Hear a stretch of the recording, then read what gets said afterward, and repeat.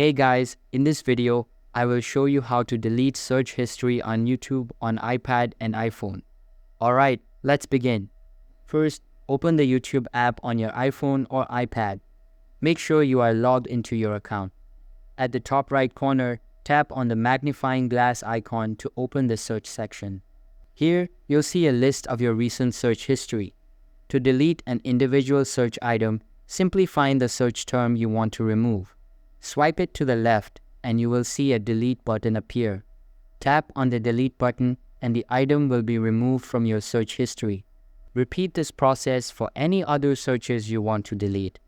Swipe left on the item, then tap delete to remove it.